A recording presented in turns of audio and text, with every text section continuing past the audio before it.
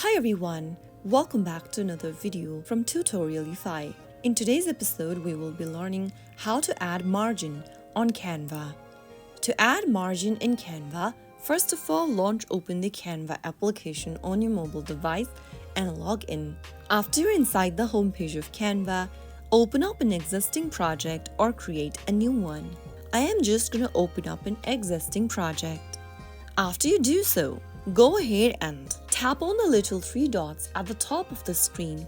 In the expanded menu, click on Settings. Inside Settings, select Show Margins. You will then be able to add margin onto your design. A dotted line will appear around your design to indicate safe margin areas.